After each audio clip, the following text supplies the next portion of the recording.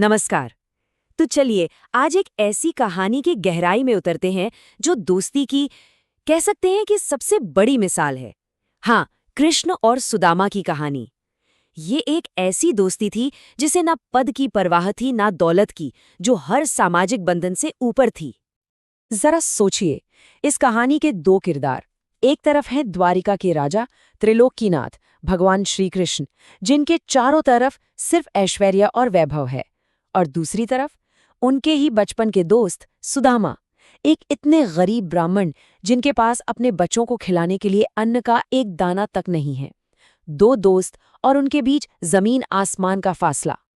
तो कहानी शुरू होती है इन दो मित्रों की। कहानी की शुरुआत होती है सुदामा की कुटिया से। माहौल बहुत दुखद है, बच्चे भूख से बिलख रहे हैं। तब उनकी पत्नी वसुंधरा उनसे कहती हैं कि वे अपने मित्र कृष्ण के पास द्वारिका जाएं। सुदामा को बहुत संकोच होता है। सोचिए, इतने सालों बाद एक राजा से मदद मांगने कैसे जाएं? लेकिन बच्चों की खातिर वो इस मुश्किल यात्रा के लिए तैयार हो जाते हैं। और अब शुरू होती है सुदामा की द्वारिका की वो कठिन यात्रा। जैसे जैसे वो द्वारिका के आलीशान महल के करीब पहुंचते हैं ना, उनका दिल बैठने लगता है। मन में बस यही सवाल, कहाँ मैं एक गरीब ब्राह्मण और कहाँ वो राजाओं का राजा कृष्ण? क्या वो मुझे पहचानेंगे भी या मेरा अपमान होगा? एक पल को तो उन्होंने सोच लिया था कि वापस लौट जाते हैं।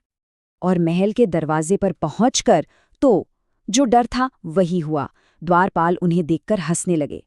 जब सुदामा ने कहा कि वो द्वारिकाधीश के दोस्त हैं, तो किसी ने यकीन ही नहीं किया। सबको लगा ये कोई पागल आ गया है। सोचिए, चारों तरफ से सिर्फ मजाक और अपमान। लेकिन फिर एक द्वारपाल हिम्मत करके संदेश लेकर अंदर जाता है। और यहीं से कहानी का वो पल शुरू होता है जिसने इस मिलन को हमेशा के लिए ऐतिहासिक बना दिया। वो द्वारपाल भी डरते डरते झिझकते हुए राजसभा में जाकर कहता है, महाराज, द्वार पर एक बहुत ही गरीब ब्राह्मण खड़ा है। वो अपना नाम सुदामा बता रहा है। और बस सुदामा नाम सुनते ही कृष्ण के चेहरे का भाव बदल जाता है।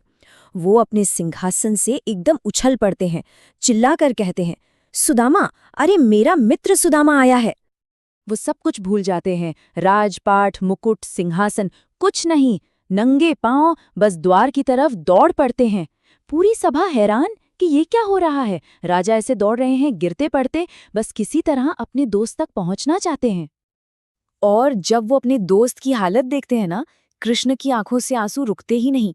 वो सुदामा को गले से लगा लेते हैं और फिर उनके पैर धोने के लिए पानी की परात मंगवाते हैं, लेकिन उसे हाथ तक नहीं लगाते। वो अपने ही आंसुओं से सुदामा के धूल भरे पैर धोते हैं। क्या आप सोच सकते हैं, प्रेम की, विनम्रता की इससे बड़ी मिसाल क्या होगी? महल के अंदर खूब स्वागत सत्कार हुआ और अब बारी थी उस छोटे से लेकिन अनमोल उपहार की जो सुदामा अपने साथ लाए थे। सुदामा बेचारे अपनी पत्नी ने जो मुट्ठी भर चावल यानी तांदुल दिए थे ना, उस छोटी सी पोटली को शर्म के मारे छुपा रहे थे। उन्हें लग रहा था कि भाई इस सोने के महल में इन चावलों का क्या मोल। लेकिन कृष्ण तो अंतर्यामी है, वो सब जानते थे। उन्होंने वो पोटली सुदामा से छीन ली और उन चावलों को ऐसे खाने लगे जैसे दुनिया की सबसे कीमती चीज हो। पहली मुट्ठी खाई और सुदामा को स्वर्गलोक का राज्य दे दिया। दूसरी मुट्ठी में पृथ्वी का सारा वैभव। और जैसे ही तीसरी मुट्ठी उठाने वाले थे, देवी रुक्मिणी ने हाथ पकड़ लिया। बोली, प्रभु, अब क्या अपना बैकुंठ भी दे देंगे? देखिए, सुदामा ने तो कुछ मांगा नहीं और कृष्ण ने कुछ दिया नहीं, पर यही तो था, बिना मांगे मिला वरदान। जब सुदामा वहां से चले तो हाथ तो खाली थे, पर दिल दोस्त के प्यार से लबालब भरा था। वो मनी मन सोच रहे थे, अच्छा हुआ कृष्ण ने कुछ नहीं दिया, मैं कम से कम इस माया मोह से तो बचा रहा। लेकिन कहानी में असली मोड़ तो अब आता है। जैसे ही वो अपने गांव पहुंचते हैं, अरे उनकी झोपड़ी कहाँ गई? उसकी जगह पर तो एक आलीशान सोने का महल खड़ा है। सुदामा को लगा, मैं रास्ता तो नहीं भटक गया। और तभी उस महल से उनकी पत्नी और बच्चे शाही कपड़ों में बाहर निकलते हैं। असल में हुआ ये था कि कृष्ण ने ये चमत्कार सिर्फ सुदामा के लिए नहीं, बल्कि पूरे गांव के लिए किया था। और इसकी वजह थी सुदामा की पत्नी वसुंधरा। जब विश्वकर्मा जी महल बनाने आए तो वसुंधरा ने कहा, पहले मेरे पड़ोसियों के घर बनाइए।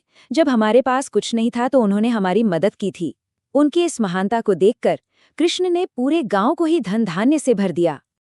तो आखिर इस पूरी कहानी से हमें क्या समझ आता है? मित्रता का सच्चा अर्थ क्या है? ये सिर्फ एक चमत्कार की कहानी नहीं है, ये दोस्ती के असली मतलब की कहानी है। सबसे पहली और सबसे बड़ी बात, सच्ची दोस्ती में पद, पैसा, रुतबा ये सब मायने नहीं रखते। ये एक ऐसा रिश्ता है जहां एक राजा अपने दोस्त के लिए नंगे पांव दौड़ता है और एक गरीब दोस्त बिना कुछ मांगे ही सब कुछ पा जाता है।